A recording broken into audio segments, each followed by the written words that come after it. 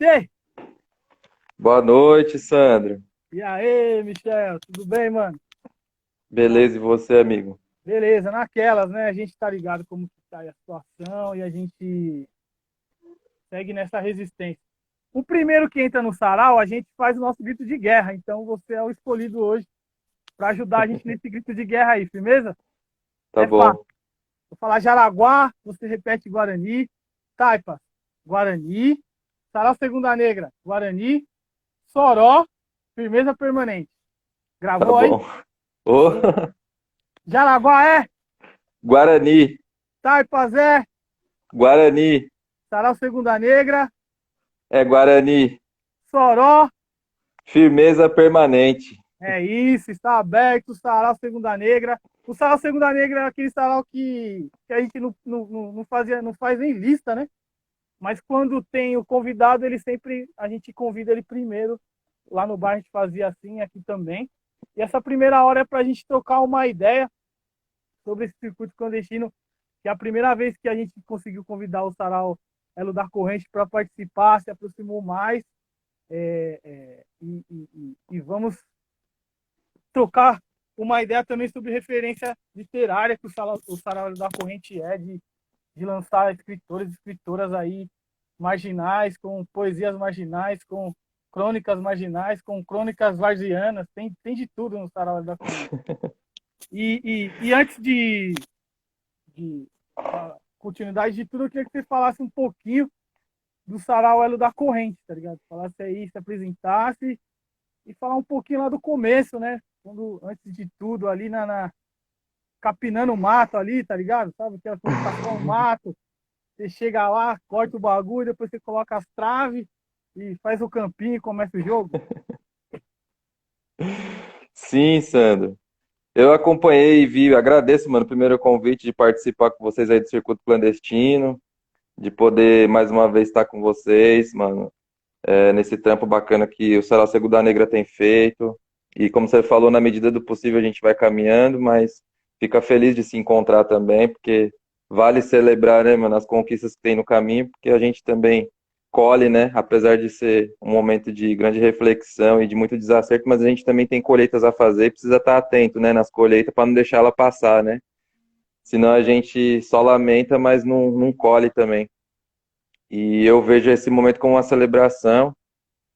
Tu falou, eu tinha visto já nas outras lives que tu falou que a primeira hora é sempre uma conversa, e aí, mano, você fica à vontade. Eu entrei pelo Elo, mas por exemplo, o Douglas, que também é um organizador, tá aí também na live, aí depois, se der meia hora, se você quiser chamar ele para trocar uma ideia, tá? A gente gira Massa, a palavra também. da hora. A gente normalmente lá, o Sarau, a gente tem uma trinca de organizadores que é eu, o Douglas e a Raquel. A Raquel na madrugada. E aí ela também, mano, ela falou, meu, hoje eu já tô um pouco cansado assim, eu vou deixar com vocês. Então é isso que o coletivo também faz girar, né, mano? A possibilidade da gente ter outras vozes para conversar e trocar essa ideia. E, mano, sobre esse começo, antes da live começar, eu tava pensando nisso, assim, qual é a nossa relação com essa história toda, de hoje chegar e trocar uma ideia com um grupo que faz sarau e que tá fazendo esse lema do Jaraguá e Guarani à frente. E eu me lembrei de um caminho que é antes do Sarauelo da Corrente, mas que também é semente dessa atividade, que era um festival que a gente realizava ali em Pirituba, ligado à rádio comunitária, né, Urbanos FM, que é uma rádio que fica ali em cima do Bar do Santista, que é onde a gente reúne o Sarau hoje, né? E naquele momento, em 2000, a gente fazia ali programa de rádio. Eu puxava um programa que chamava Voz da Periferia, que depois esse programa foi até meados de 2005. E meio que foi ali que surgiu o Sarau também. Eu e a Raquel apresentando. A gente tinha os grupos de rap que chegavam, os grupos de reggae e tal. E a gente, em 2001 e 2002, a gente fez um festival chamado Festival de Cultura Popular de Pirituba. E eu me lembro que naquele ano, em 2001, foi um ano que a gente, por exemplo, começou a buscar uma parceria de contato e de troca com a comunidade Guarani, mano, do Jaraguá, né, mano? Caraca, E, e uma das coisas que aconteceu é porque a nossa relação com o povo indígena ali naquela rua do Bar do Santista, basicamente, mano, se dá na feira de sábado que tem ali, tá ligado? Só que muitas vezes é uma visão muito estereotipada que a gente tem, porque, enfim, os indígenas vão lá e as pessoas ficam sempre achando que eles estão só indo lá para pedir e para incomodar, sabe? Ver essa relação também como algo de incômodo. E uma das ideias que a gente tinha era de justamente quebrar um pouco essa relação e fazer as coisas fluir como um povo que tem, né, uma tradição, que tem algo a dizer. E aí, naquele ano, eu comecei a ir até lá, a aldeia, e conversar com o seu José Fernandes, né? O Caraí-Mirim. Não sei nem se hoje ele ainda é vivo, mano, porque até uns tempos atrás o pessoal falou que ele estava vivo, mas eu não sei mesmo. E eu me lembro que a gente realizou uma parceria, o pessoal teve lá no festival vendendo artesanatos, realizou uma apresentação de dança, a gente conseguiu fazer uma atividade com a comunidade na rua lá do Bar do Santista que reuniu também coleta de alimentos.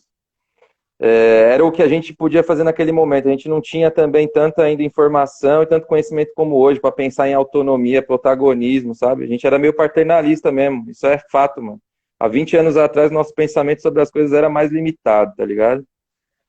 E eu me lembro, assim, que entre vários dias que eu fui lá trocar uma ideia com ele, também teve um pessoal que acabou fazendo outras doações, e no dia da entrega das doações, o seu José Fernandes chegou para mim e falou assim que a coisa que ele mais estava precisando era de paz, tá ligado? Porque o assédio tava grande, assim, mano.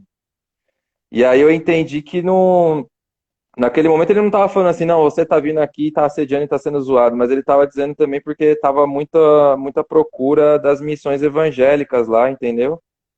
E ele via isso com muito incômodo, assim, e parecia que tava dificultando mesmo a respiração do lugar.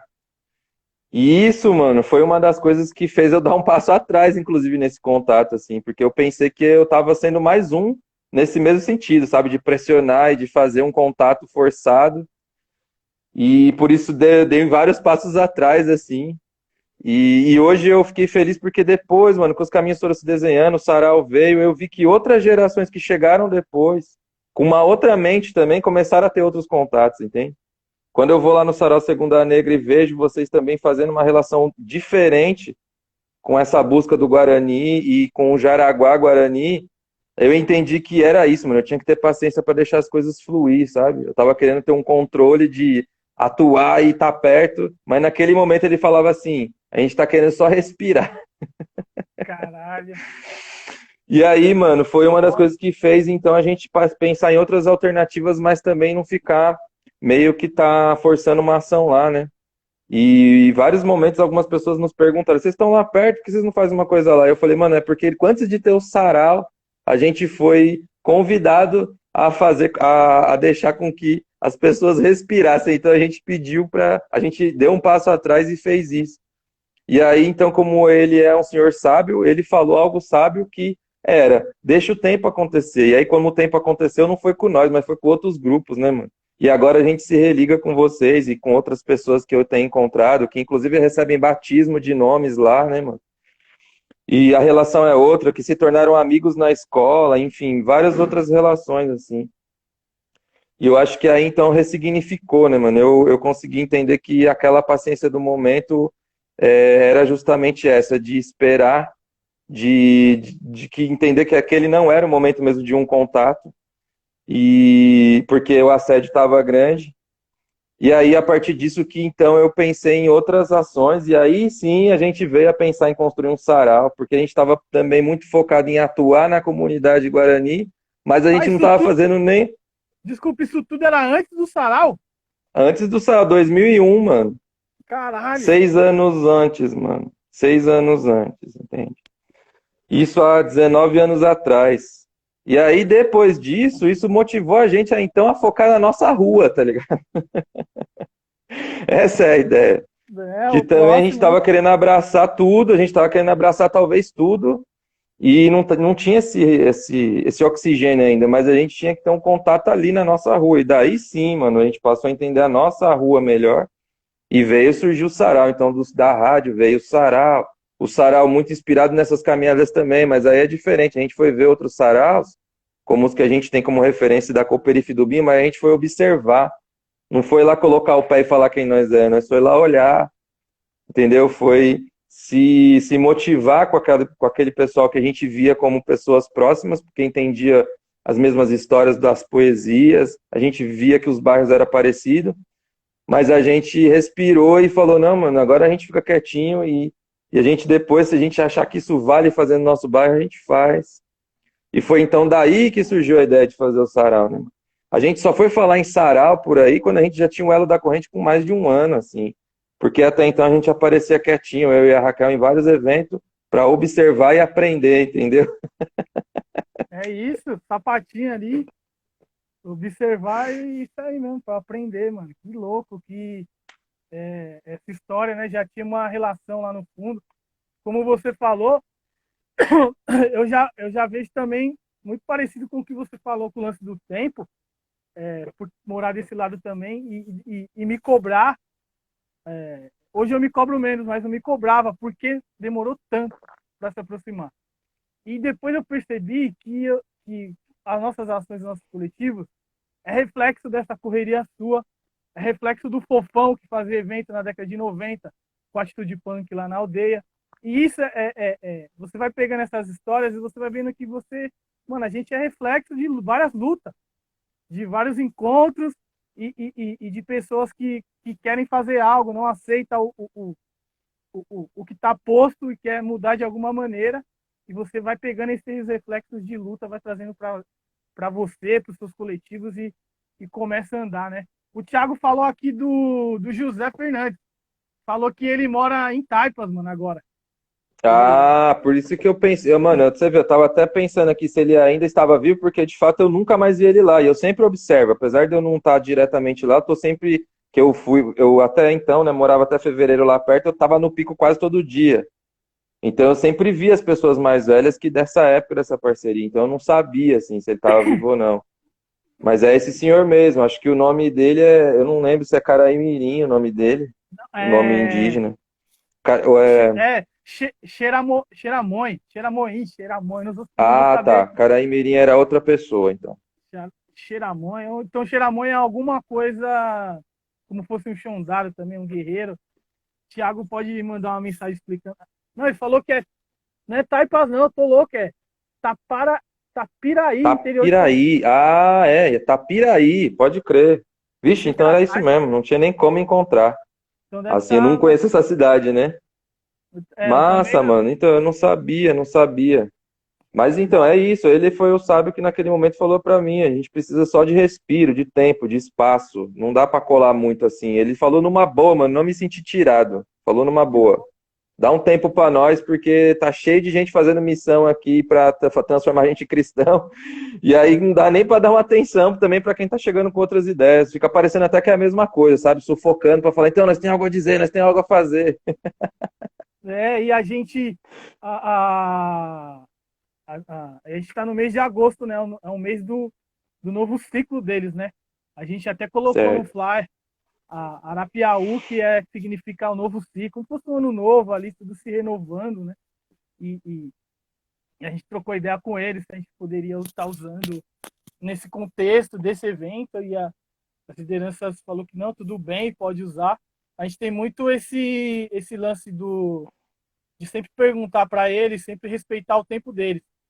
Antes eu ficava mais ansioso, porque a gente é muito a milhão para fazer as coisas, muito acelerado. E quando eu comecei a pisar lá, principalmente a Sônia, né? A gente tem mais contato, ela começou a brecar. E eu comecei a entender os breaks. Ela, calma, Sandra, se não der para fazer hoje, pode fazer amanhã. E se não for amanhã, pode ser outro dia, não tem problema. E eu ficava, caramba, mano, mas eu quero fazer agora, não. Depois que eu fui trampar com os Guarani, com o Som Caindaís, era a mesma coisa, mano. Eles tinham a mesma coisa que a Sônia falava, eles falavam pra mim, falavam, Sandro, você quer as coisas muito rápido. Calma que Anderu não tem pressa pra dar as coisas. Tudo vai acontecer no tempo. E aí eu vou entendendo, vou desacelerando, né? Porque a gente fica muito a milhão aqui na nossa que a gente faz, né? E lá é outra lógica, é outro tempo, é outra pegada. E eles não vão entrar na nossa, não adianta. Não adianta que eles não vão. Eles têm o jeito deles ali, é daquele jeito ali, e é melhor para eles, né, mano? Não adianta a gente querer atropelar as Sim, coisas, né? E, sim. Eu queria saber também, pulando um pouquinho para esse lance que você falou, que já existia uma ação ali na rua do Bar Santista, já tinha a rádio, né? Que depois deu início ao o sarau Elo da Corrente. Eu queria que você falasse da primeira publicação assim do sarau. Como que foi, mano? Tipo, vamos. Agora a gente vai fazer um livro nosso, tá ligado? A gente vai escrever do nosso jeito. Como que foi esse processo? Não, agora a gente pode, mano. Agora nós vai fazer. Hoje tem um start assim, não, vamos fazer. Hoje já tinha a vontade e o sarau só deu o empurrão. Não, a gente não pensava em livro, mano. Nós pensava no livro como algo que a gente pudesse trazer de fora, né, de outras pessoas. Até, enfim, o sarau ele inaugura com um livro, porque a primeira noite de sarau foi um evento de lançamento também de um primeiro livro que eu fiz, mano, de contos, quando eu ainda assinava como Michel da Silva. Então, o motivo do lançamento desse livro, que chama Desencontros, foi inaugurar o sarau também. Então, ele começou também ali com o incentivo de um livro que era de alguém ali já do bar e do envolvimento ali na região, né, mano? Mas, assim, de fazer um livro do sarau, não passava nem perto. O que aconteceu foi que, depois de um ano do sarau lançado, a gente começou a ter lá uma visita de um cordelista chamado João do Nascimento, que é um poeta que ele é baiano, do interior da Bahia, e ele começou a frequentar o sarau, mano, e a gente observou que ele tinha uma produção extensa já de cordel, assim. Vários folhetos produzidos, alguns ele já tinha até participado, assim, de antologia. E ele começou a me mostrar isso, uma série de encontros que a gente fazia, às vezes, ali no bairro. E ele mostrou a vontade de fazer um cordel, entende? De fazer um folheto de cordel só dele, que era algo que ele ainda não tinha. E aí, então, o Sarau fez o quê? Um dia a gente foi fazer uma apresentação no CCJ, mano. Isso em 2008, finalzinho de 2007, melhor dizendo, no finalzinho de 2007. E aí, então, o Sarau recebeu, acho que foi R$ 500, mano, por essa apresentação. E aí surgiu a nossa ideia de falar, vamos fazer esse dinheiro, então, ser investido para a gente fazer o Cordel do João do Nascimento, que a gente começa, então, a publicar o pessoal que frequenta o sarau, né? E aí, sendo folheto, sendo uma publicação que a gente já sabia que era mais barata, em relação a um livro, que era uma incógnita, rolou. E aí, quando rolou essa publicação, a gente, então, fez uma parceria com um xilogravurista chamado Vado Pimenta. Ele fez uma xilogravura para a capa desse cordel e já criou também o logotipo do Elo. E a gente, então, começou a fazer ali a digitação do texto e fizemos uma parceria com uma gráfica do bairro para imprimir. E aí, meio que, então, começou a surgir o projeto editorial do Sarau. Logo nessa sequência, a gente começou a observar que tinha outros grupos de literatura que já estavam também investindo em publicação, mano, autoral. E aí a gente viu exemplos, tipo, desde o Alessandro Buzo, que publicava os livros dele de forma autoral, meio que numa correria dele, com uma parceria com uma outra editora independente. A gente viu também que os livros do Sérgio Vaz até então também era meio que a publicação de autor. E a gente viu a experiência também da Edições Toró, mano, que é uma editora que foi idealizada pelo Holanda Rosa, o Matheus Subverso e o Silvio Diogo. E aí essa editora, já assim como editora, lançava vários títulos de pessoas ali da Zona Sul, e com uma publicação muito louca, artesanal, que era meio de impressão e meio feito à mão. E a gente viu essa possibilidade e falou, caramba, mano, é possível criar uma editora. Quando a gente viu isso, é isso. A gente vê e já fala, bora fazer. E a gente então começou a bolar essa ideia. Na época a gente viu que o custo de um livro era caro, mas também conseguimos já tomar também iniciativa de ver como é que fazia esse financiamento poder chegar, né? E daí a gente se apropriou também de um edital cultural da cidade, que é o VAI, que tem até agora, e que, enfim, virou lei agora, né? A gente espera que sempre tenha todo ano como está previsto. E isso possibilitou, então, que a gente criasse em um ano esse selo editorial, porque a gente publicou uma antologia do Sarau, mas começou também a publicar outros 4 livros de pessoas que frequentavam ali o Sarau, e que todas as pessoas que publicaram não tinham ainda livro publicado, e a maioria da antologia também nunca tinha saído num livro, né? A gente publicou uma antologia no primeiro mês de publicações, e depois 4 livros de outras pessoas que frequentavam lá. E aí, então, surgiu a ideia editorial, que aí virou um selo, né? o Elo da Corrente Edições, que agora já publicou 15 títulos, né? E que a cada vez que a gente vai publicando, a gente tem olhado melhor para isso, tem aprimorado mais a publicação para o livro chegar de uma forma mais da hora, assim, na mão das pessoas. Que massa, mano. E eu tô lembrando aqui a primeira vez que eu trombei você, mano. É mesmo? Eu não conhecia.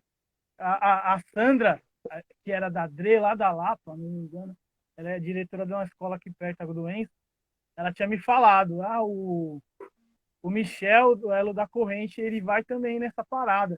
Foi naquela parada da jornada étnica racial. Eu lembro, lembro, pode crer. Aí pegou uma Kombi ali na Dre, nós foi numa reunião, e nossa, reunião pesadíssima do movimento negro ali. Os caras, mano, eu só falei meu nome naquele dia ali. Só absorvendo as ideias. Só pancada ali, os caras mandando, porque PT já tava ramelando muito. E os caras arrebentando. E essa jornada étnica racial era pra fazer valer a lei, né, mano? A lei 10.000 e pouco lá Sim, de ensino afro nas escolas, como matéria ali e tal, né, mano? E era pra esse curso que era, né? Oficinas e tal, era para os professores verdade, quebrarem aquele estereótipo, preconceito e passar, né? Porque tinha diretores que falavam que não ia ter aula de macumba na escola, com verdade. muita ignorância. Então tinha essa jornada heré, que a gente tocou no céu Pera Marmelo, né? Com a Indaís como banda aqui do território. Foi a primeira vez que eu tomei você, foi né, nesse rolê, nessa reunião aí que teve. E o Sarau Elo da Corrente, ele também, da hora que ele lançou agora os últimos dois livros, né, mano? Foi duas mulheres, mano. Duas mulheres pretas, que falasse um pouco disso, mano, porque é muito importante, mano. Isso é uma. Sim, Mano, é muito foda. É muito foda. A Guinevere foi no Sarau Elo da. No Sarau Sarigunda Negra lançar o livro dela. Porra, mano, e ela quase chorando, falando do Sarau da Corrente e da oportunidade que ela teve, porque ela falou, mano, eu tava tão. Tipo, eu não acreditava. Ela começou a falar os nomes que ajudou ela, assim. E como isso é importante, né, mano? Dela conseguir colocar a arte dela pra fora da maneira que ela quis. E ainda teve da Raquel também, agora mais recente, né? sim. Ô, Sandro, me permite só dar um salve aí antes, né? Como eu não tinha falado pro Pô, pessoal, tem um pessoal do Sarau entrando e o Sandro, ele falou no comecinho, eu vi que entrou aí a Celinha, a Lu e o Douglas. Eu não sei se entrou mais gente, mas aí a gente vê aí. E o Sandro avisou que a primeira hora vai ser um bate-papo e a segunda hora vai ser o recital de poesia. é a live E eu queria aberta, também, essa, né? sim, e aí o Douglas, se estiver ouvindo aí, Douglas, dá um salve se você quer entrar aí para trocar essa ideia nessa próxima meia hora, que aí eu respondo essa pergunta e aí o Douglas vem também. Dá um Beleza. salve aí, Douglas. Você tá ouvindo? Porque eu vi ele entrando, mas não sei se ele continuou ali. Eu vi Se ele também ali. mandar nos comentários, você atenta aí, mano, também. Eu vou falar sobre essa questão. Então, é isso. O livro, depois da gente ter lançado 13 títulos e que foram de várias pessoas ali do bairro, né? A gente lançou o livro do João do Nascimento, lançou antologia, lançou livro de outras pessoas que nem estão mais até presentes no sarau, que nem a Soninha Mazo, que ela veio a falecer. O Douglas deu um salve que ele vai participar, então eu vou responder essa, aí depois tu chama ele aí, Douglas 3686, acho que é isso. Aí então a gente lançou, por exemplo, a Soninha Mazo, que é uma autora que a gente lançou também em 2008, ela faleceu ano passado. Então, assim, são livros que a gente lançou de que estão para a história, né, mano? Que a gente não entendia que isso ia ser tão forte para a memória do bairro. Porque a Soninha, por exemplo, é uma escritora que ela mora sempre, a família dela sempre morou ali no bairro e o livro dela, que é um livro chamado Duas Gerações Sobrevivendo no Gueto, que ela lançou com a Raquel em 2008, foi um livro pareado. Ela traz muito conto e muita poesia falando daquela região ali, né, mano? Quando aquela região era habitada pelos nossos avós, assim, entende? Pelos pais, né? Pelos nossos pais e pelos nossos avós. Ela traz essa memória. E desde memórias que são também de muita tristeza, porque tem muita coisa ali envolvida com rancores que a gente passou e desigualdades, né? Daquele cenário ali em Pirituba, mas também de muita história bonita da formação da família dela, né? E isso, enfim, para dizer de uma das autoras, a gente também lançou Claudemir dos Santos, que é um poeta que eu conhecia na escola, assim, que eu estudei com ele quando eu estava no segunda série, que a gente veio a se reencontrar na época do Sarau, já com quase 30 anos, e aí a gente se encontra e eu descubro que ele é poeta, com livros já escritos em casa, e aí, pelo Sarau, ele consegue lançar um título, e hoje ele está lançando os livros dele, assim, de forma individual também, no Clube dos Autores, pelo que eu entendi. E aí chegou até o ano passado, né, mano, de uma série de publicações que a gente então fez também por uma proposta pelo edital do Fomento, fazer uma ampliação da publicação dos livros. Só que dessa vez a gente resolveu fazer com uma estrutura que pudesse trazer o máximo de qualidade de um livro, ou seja, para além de ter a grana para publicar no sentido de imprimir ou de fazer a capa e tal, esses processos mais técnicos, a gente também fez uma construção de um conselho editorial, entendeu?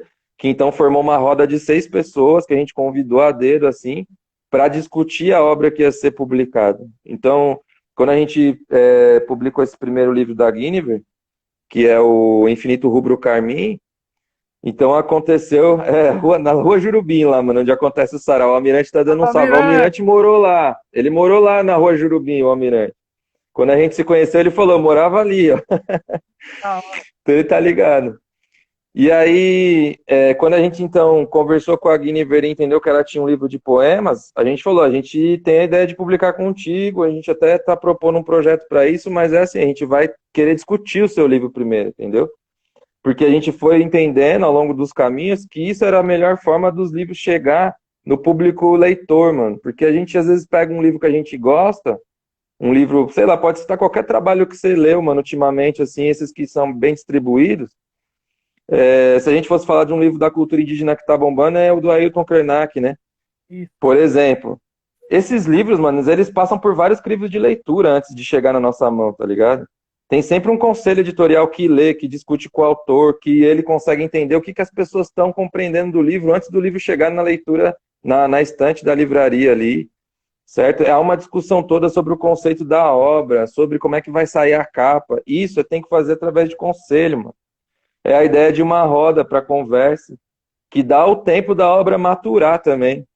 Sim, porque se você está propondo um lance que é para pensar futuro, porque livro é isso, né? Você faz uma proposta para que aquilo seja lido, mano. Sabe-se lá até enquanto essa matéria vai durar na mão de alguém, né? Você está falando de um bagulho físico.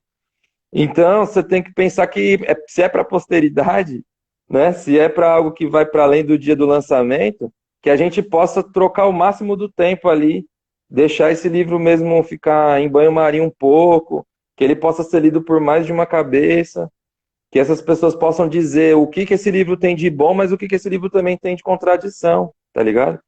Então foi isso que a gente começou a elaborar dentro desse conselho editorial e aí conseguiu, mano, trazer, acho que uma outra possibilidade para o livro da Guinevere. Sim, porque assim, posso te dizer que ela tinha o dobro de textos do que ela tinha ali. E ela deve ter esse livro aí para mais para frente. Ela vai publicar com certeza, mas a gente entendeu que naquele momento o menos era mais e que aquele menos poderia trazer esse caldo forte. E depois a gente também fez isso com o livro da Raquel, que é o livro Contos de Ono, que é um livro de contos, né? E aí também, que já era o terceiro livro da Raquel, e aí sim esse livro veio com essa mesma Da pegada. Guinevere, né? Esse é o Aí do, o da Guinevere. Infinito Rubro Carmim, da Guinevere, e o da Raquel, mesma coisa. E aí, então, a Raquel veio com a obra, a gente discutiu em roda. Ela depois teve um tempo para pegar essa discussão e também fazer uma reescrita. E aí, depois, o livro, sim, foi para todas as partes técnicas de revisão, de pensar ali o que ela podia discutir com quem ia fazer as artes. E aí, a gente conseguiu fazer 2 obras assim, mano, que eu fiquei feliz de ver. Comparando as nossas publicações de 2008 para agora, a gente vê que teve uma caminhada de crescência, assim, sabe? Isso ajuda a gente a fazer com que o livro chegue bonito na mão das pessoas, né, mano? De gente que às vezes nem pegou num livro ou que não tem costume de ler, mas que pela beleza também desse matéria consagrada da literatura que é o livro, que as pessoas possam se interessar, mano. Isso é uma forma também de incentivar a leitura, né? Sim, É isso, mano. total. É. O Douglas deu um salve e falou para continuar. Você quer outro monstro entrou a 15 aí, ó, vixe. Você quer continuar? Vamos embora. O Salve. Douglas pode entrar no segundo tempo também. e dar uma Tá ideia, que é uma bom. live aberta. E, mano, muito louco saber dessas histórias, né? Que a gente. Muita coisa que você fala já se identifica muito, né, mano?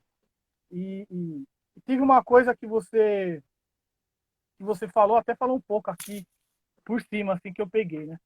Você tinha falado lá na live do Vagnão, mas você falou Hum. e não aprofundou muito. Se desse para aprofundar aqui um pouquinho mais, que é o lance da que você falou, mano, a gente está fazendo muito. Estamos publicando livro, mas não estamos formando leitores. Caralho, e eu fiquei pensando, eu falei, caralho, é verdade. Mano. É muito foda isso, tá ligado? Você falar sobre isso. Qual a possibilidade, que a gente tem que ir, quais os caminhos, porque você tocou num ponto crucial, mano. Sim, sim. É, foi uma reflexão. O Wagner colocou essa provocação, né, de temos bastante livro, mas assim, a gente é lido, né? E é uma pergunta. E eu falei para ele, não, Wagner, realmente, mano, se a gente for comparar pelo potencial do nosso público leitor, a gente poderia ter bem mais leitores, porque a gente mora em bairros que estão com quase 200 mil habitantes, até mais, às vezes dependendo do caso. Enfim, tem bairro que tem quase meio bilhão de habitantes, né, mano? Mais Então, Sarais, né? se. É, exatamente. Se a gente pensar que a gente pode chegar até numa tiragem, mano, pode ser até de 10 mil livros vendidos, ou entre vendidos e distribuídos, ainda é pouco pelo tanto de leitor que poderia ter, entendeu? Mas aí eu tava falando com ele que naquele momento que o que eu refleti, e o que eu venho refletindo sobre essa ideia é que a gente tem, primeiro, mano, um fosso de muito tempo sem ter contato com o livro e até mesmo de negação desse contato, né? De proibição desse contato. Se a gente pensar na história brasileira mesmo, escravocrata, do povo negro indígena, proibição de pegar em livro, proibição de pegar em caneta, proibição de entrar em escola. Então, já é um século bom aí de impedimento e só para falar do tempo que tem escola. Se a gente for pensar, então, que tem um tempo anterior que você tinha proibição de ter direito a expressar memória, entende? De expressar seu próprio nome, que é código escrito também, é palavra, né? Tudo isso faz a gente pensar que há uma negação da nossa linguagem e da nossa expressão com a palavra, né? Desse lado mais específico da linguagem, que vai refletir hoje também pelo nosso desinteresse em livro, que vai refletir o porquê que a gente mora em casas que até a nossa geração anterior, por exemplo, era mais difícil a gente ver casas com livros, né, mano? A gente vê casa com livro hoje. Hoje eu tenho uma casa e as minhas filhas têm condição de ter um livro ali, porque a gente já tem esse cultivo. Mas eu dizia pro Wagner que na minha casa eu me lembro que tinha um livro só, que era a Cruz de Caravaca, porque minha família é da Umbanda, então tinha um livro ligado à Umbanda. E que mesmo assim, quando eu fui um dia pedir para ver, eles falaram que não era para minha idade. Então a gente não tinha mesmo esse código do livro de uma forma tão boa. Tinha muita poesia, sempre tem história, sempre tem música, né? Isso nunca faltou. Agora o código escrito é um bagulho muito louco.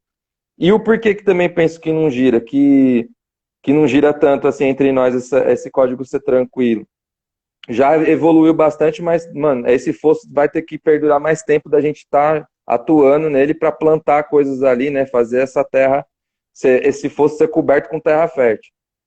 Outra coisa, mano, é que dentro de um plano mesmo político, de formação de nação no Brasil, que a gente sabe que é uma formação de elites, enfim, de dominação da minoria sobre a maioria, tem vezes que a gente esquece de discutir, mano, que o código da linguagem também é colocado nesse plano. A gente pensa que é só o código do trabalho, da dominação social, da dominação racial, de gênero, mas tudo isso também tá dentro de um código de linguagem, né? Então, quando você também determina que tem uma norma padrão para escrever e ler, você já está dizendo, mano, que todos os grupos que não atendem a essa norma padrão, que não tem isso na oralidade, que não tem essa liberdade para criar com a palavra e para falar ela da forma que possa respeitar também a sua história, ela vai estar fora de qualquer meio de saber oficial, né? E aí então a gente vai criando alguns traumas que na escola a gente não quer falar, porque a gente sabe que vai ser corrigido, ninguém vai valorizar a nossa ideia, vai ficar tentando achar se nossa palavra está com o plural dentro de um padrão, se a nossa palavra está com uma vírgula X. O que eu vejo que dá para avançar é que hoje a gente tem vários estudos que mostram que essa forma de falar da gente, que é igual a gente está trocando ideia aqui, que é de falar e não falar, que é de beber e não beber, que é de andar e não andar. E isso tem a ver com as línguas africanas e indígenas do nosso português, né, mano? Português brasileiro, né? Com influência. É o pretuguês também, que a Lélia Gonzalez fala. É isso Então a aí. gente tem toda uma característica de linguagem, mano, que tem a ver com essas heranças, né, mano? Nosso plural também, por que que é os meninos e não os meninos, né? Isso é porque também nas línguas africanas, né, mano, de todas as línguas que tem no tronco banto e também na língua iorubana, que chega aqui com muita força, né? Seja na língua iorubana, na tradição do candomblé, ou mesmo nas línguas banto, que de várias etnias também deixou herança forte aqui no Sudeste, a gente sabe que hoje tem estudos dizendo que esse plural ele é marcado só no artigo, é no os. Quando eu falo os, mano, eu já sei que é mais de um. Eu não preciso repetir que é os meninos. Já está sendo redundante aí, né? Se eu falei os, é mais de um. Que vim depois não importa. Se eu marcar com menino, os menino, já eras, mano. Então a gente. O Douglas deixou o comentário, não existe de português. Então a gente sabe que é uma apropriação que a gente tem que fazer, né, mano? É uma reapropriação, na verdade, porque você tem que meio que relembrar e redizer que isso é válido, tem que tensionar com a ciência, mas isso no plano escolar. Agora, num plano de sarau, exatamente, Douglas, não existe erro de português, pode crer. Não tem erro, né, mano? O bagulho é variante. Tem um livro que Isso é importante a gente relevar à frente nessas discussões. E aí o sarau pode ser esse espaço, né, mano? Que a gente não vai tensionar na forma do oficial, mas vai promover ali a liberdade de expressar. sim, tem um livro do A Língua de Eulália, que fala muito sobre isso, né? Que não existe português errado. Muito foda. Exatamente. Ele prova que não existe. Existe um português antigo, um português que é nova na cidade, mais ou menos assim a parada. Eu tava com a pergunta aqui na É o mente Marcos agora, Banho, mano. mano. Esse professor aí que você falou, língua de Eulália, é o Marcos Banho, da UNB. Ele tem um livro chamado Preconceito Linguístico também. O Preconceito Linguístico é muito bom, mano. Que Da explica pra hora. gente mesmo essas ideias das variantes. De falar o A na frente das palavras, a lembrar, Ah, sabe? O a lembrar vem daí também. E a gente tá falando aqui, e o Brasil, né, mano? Eu sou do Pernambuco, então lá o português de lá, mano, é outra pegada, gente. Acho que o jeito de falar daqui do sul, do nordeste, do norte, o lance do sotaque, né? Uma parada muito louca, mano, que não sei, eu acho que poucos países têm essa parada do sotaque assim tão forte como no Brasil, porque a gente está aqui na capital, aqui em São Paulo, se for para o interior, já tem outros dialetos ali, que às vezes a gente vai ter que perguntar o que é, porque a gente não está ligado no dialeto do pessoal que está falando ali, numa conversa acima, né? Essa parada da linguagem é muito louca aí, do sotaque, né? De cada região, falar do seu jeito, defender ali o seu jeito de escrever, né? Sim, e tem variante Voltando. da faixa Vai etária lá. também, né, mano, que muda, né? Desculpa atrapalhar. Tem a variante que além da regional, mano, é do tempo também, né? Porque se a gente for olhar hoje como fala, as pessoas que são de duas gerações ou de uma geração depois da nossa, já tem outras formas de dizer gírias e variantes, e os nossos pais já têm outra, e aí, enfim, isso muda também, né? Eu tava até Sim. pensando, um mestre de capoeira, o mestre Jô, conversou comigo sobre isso na outra live, e eu tava lembrando, mano, que muitas coisas que a gente fala, inclusive na rua, mano, vem também do cárcere, mano. Porque no cárcere, até porque os caras têm que inventar muita coisa para poder burlar a linguagem, né, mano, do sistema. Às vezes a gente não se dá conta que de várias cartas que chegavam também, e que chegam Isso, do pessoal que está encarcerado, vai virar exato. depois as nossas palavras do cotidiano, né? Eu tava lembrando isso com o mestre na fala. muitas gírias, né? Vou no boi, tem várias. Sim, exatamente, é Tem por aí, várias que mano. me ajega e tal. Na Tem várias, jega, exatamente. é, é, tipo, a Subiu o gente gás. tá. Eu lembro que subiu o gás é uma gíria que eu vi de lá de dentro, porque o cara mandou uma carta e leu lá no bar, tinha subiu o gás. Eu nunca tinha ouvido falar essa expressão, subiu o gás. A primeira vez Caramba, foi de uma carta. caramba, mano, é muito louco, porque a gente tá aqui aí dentro, lá dentro já tá criando outra linguagem, como você falou, para poder se defender ali e tal. Eu queria trazer um pouquinho agora pro trampo do Salve Quebrada. e a gente vai lançar um documentário aí. Como você falou, a importância dos editais, né, mano? Tá aí para manter os coletivos e uns trabalhos potencializar o que a gente já faz, né? Dentro da quebrada, assim. E falando de primeira mão pra galera aí, no documentário vai ter uma poesia do Michel Iacchini, mano, e vai ser muito louco. Consegui convencer o coletivo e vai ter a poesia. Vamos abordar esse assunto e vai ser muito louco. Queria que você falasse, tá chegando ali na reta final, falasse um pouquinho desse livro, né, do Crônicas aí, mano, e que falasse um Massa. pouquinho Vou dele, falar. a, a criação. Porque, mano, peladeiro, fui um lateral direito ali esforçado, joguei minha bola ali no Tantã, joguei em Pirituba, já ganhei do comercial lá dentro. Então, as vitórias boas aí na Varsa. Massa. Mano, eu tô rindo aqui também porque o pessoal tá colocando outras coisas. Então, o mano ali, o Fábio tá colocando tomar um moca, que é outra expressão aí também. Essas expressões a gente Tem fala e não várias. vem, lembra de onde vem. Tomar um Mas é moca isso, linguagem é poder. E aí é isso, quando a gente tá também em adversidade, a gente pode criar linguagens para poder criar defesa ou criar anúncio, né? É as duas coisas, não só defender, mas também dizer e oferendar. Da hora essa prosa. Mano, esse livro é o livro aqui, eu vou até mostrar ele que eu tô com ele aqui, ó. Crônicas de um Peladeiro, né, mano? Essa Mano, obra, pra adquirir, só dá um salve no direct, já está mandando pelo correio. sim, tô mandando.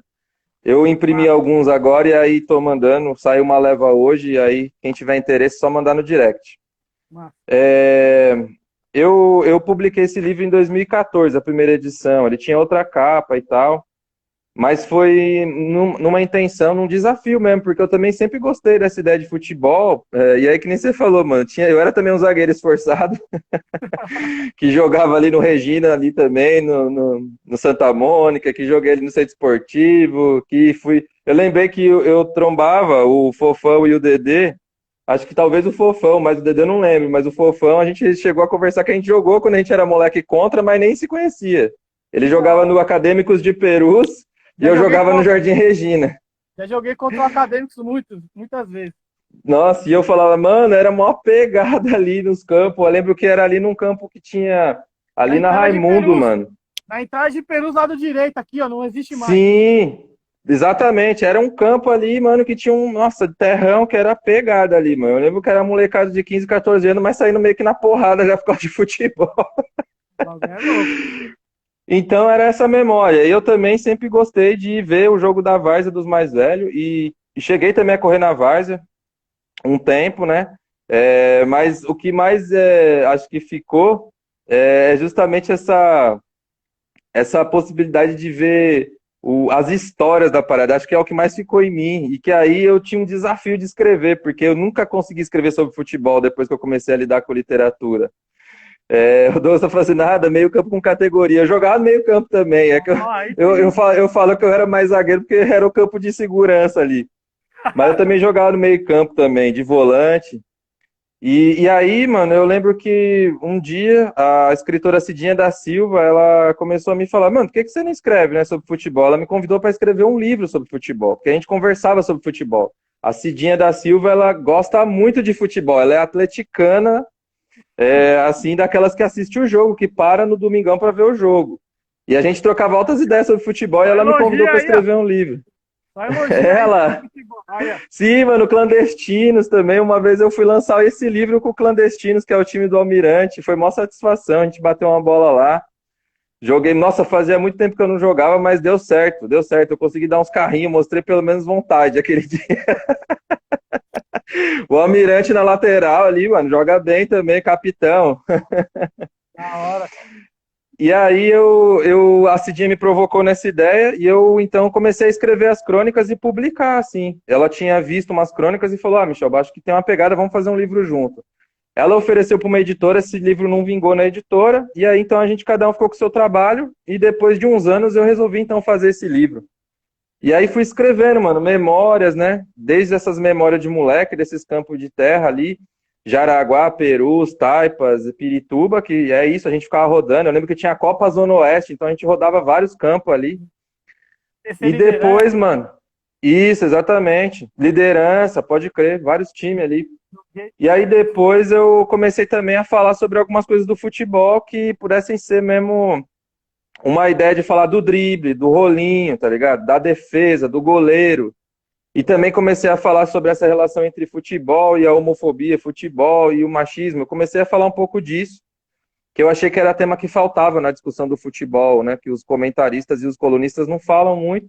E aí rendeu essa obra, mano. E aí tá aí, ela tá até hoje. Acho que é o livro que mais tenho comentado e que eu mais vendo, assim, porque as pessoas gostam, dão risada e também se interessam pelas histórias. Que massa, mano, da hora. A gente tá chegando aí na reta final, daria pra ficar trocando ideia aí muito tempo. De antemão, eu vou agradecer aqui por você participar com a gente aí, mano, representando a Caravana da Corrente, que pra gente é referência sim, e como a gente costuma dizer, nossas referências andam entre a gente, isso é muito importante. A Almira aí, a Quilombac também, outra referência pra gente que fortalece, e é muito importante você estar junto das suas referências, assim, poder trocar ideia, poder trocar, porque fortalece o seu trabalho, né? É, é, é, é o lance de você procurar uma luz ali no fim do túnel e você nem precisa nem ir no fim. A luz está do seu lado, mano. Olha pro lado aqui, ó, que a luz está do lado e vamos junto, tá ligado? Isso é importante, isso é a firmeza permanente que não deixa a gente parar nunca. Então eu queria que as suas considerações finais aí, agradecendo por participar da 139ª edição do Sarau Segunda Negra, na sexta etapa do Caraca. circuito clandestino Jaraguá e Guarani. Massa, Sandra. Eu que agradeço, mano, poder abrir alas aí pro Sarau e a gente firmar essa parceria. Fico feliz que antes essa troca era justamente por esse lance do futebol, de ir até o Jaraguá, ir até Perus, ir até Taipas. E agora a gente faz essa troca para ir ver a atividade lá no Quilombac, para ir ver o Sarau Segunda Negra. Enfim, a gente vai começando a caminhar também por um caminho que tem a ver com a arte, tem a ver com amizade também, por troca mesmo de identidade de morar em lugares parecidos, que tem a mesma história, que a gente vem da uma mesma geração. Fico mal feliz mesmo de saber. E, mano, satisfação. Eu agradeço pelo convite e vida longa aí pro Sarau Segunda Negra. Oh, valeu, muito obrigado. A gente foi um sarau meio loucura que começou isso, né? Porque Noroeste não tem casa de cultura, né, mano? Uma grande lacuna aqui no nosso território. E aí a gente, mano, o sarau da corrente é no bar, o sarau da brasa é no bar, então nós vai fazer alguma coisa nesse bar. Rolava algumas coisas de evento, assim, sempre rolou, né, mano? O movimento punk sempre rolou alguma coisa. E a gente trocando ideia com o Fofão para decidir, vamos fazer o sarau. Aí eu falei para ele, não, mãe, mas o sarau da corrente é no bar, o da brasa também é no bar. Vamos fazer na segunda-feira, porque é um dia que não acontece nada. Então, se não vai nem Sim. abrir na segunda, o bar ficava Oi, aí. fechado. Aí vamos abrir na segunda-feira. Aí ele, não vai dar nada, vamos começar. Aí começou, né, lá em 2016, lá. E aí, semanal, porque, mano, é tanta carência que a gente decidiu fazer Uhum. semanal. E o mais importante do Sarau Segunda Negra é que ele juntou pessoas, né, mano? E fez a gente se aproximar das nossas referências, né? Eu lembro a primeira vez que o Wagner colou, primeira vez que o Almirante colou, o Quilombac colou, o Soró, que o Soró foi visionário. O Soró, quando ficou sabendo, a gente fez o primeiro sarau com 4 pessoas. Eu, meu irmão, o Fofão e o Caio. Ficamos umas 2 horas tocando, recitando, contando história. Eu falei, vamos tirar foto e falar que rolou, né? Só que nós tiramos foto Sim. fechada para falar que tava cheio. Aí nós postou as fotos, aí o Soró viu. Aí o Soró pegou uma foto, fez um texto muito louco assim no Facebook, tentando explicar aquilo ali que estava acontecendo. E ele foi na segunda edição e levou uma galera, mano. Aí Olha deu aí. um caldo e foi embora. E ele ficava muito feliz quando ele colava lá, né? Não sei porque, se era a cachaça que o Fofão já deixava o livro para ele e pro Godoy, mas ele ficava muito feliz no Sarau Segunda Negra quando ele Ai, colava, cara. tocava instrumento. Eu falo, mano, nunca vi você tocando instrumento. Não, mas aqui é punk, aqui pode tudo. Tocava um carrom, recitava e dava o caldo lá e ajudava a fortalecer o Sarau Segunda Negra que a gente vai levando aí na raça. Conseguimos fazer esse livro aí com a ajuda do Quilombac, da Indaís e do Salve Quebrada, essa coletânea aí que é o que estava no caderno, a gente jogou no livro para a galera ler e se enxergar dentro. Mano, muito obrigado. Essa Agradeço, live mano. eu vou encerrar, mas vai entrar o segundo tempo aqui do Sarau Segunda Negra, normal, a galera pode entrar e pode... É normal, a live é aberta, todo mundo que tá aí, ó, só entrar no segundo tempo agora e recitar sua poesia e gritar, fazer o que você quiser, é totalmente livre, né? Você segurando o seu BO que você falar, meu amigo, vai, não tem problema nenhum. E é isso. Muito obrigado, mano, de coração mesmo. Satisfação. E agora ferrou. Agora vocês veio nessa edição, agora todo ano vai estar com nós, hein? Demorou. Pode Todo chamar ano. que é nóis. Da hora. Valeu, mano. Um abraço, Sandro. Nós se vemos aí na sequência. Valeu. Um abraço a todo Mano. mundo. Já volta, hein, galera? Já volta aí.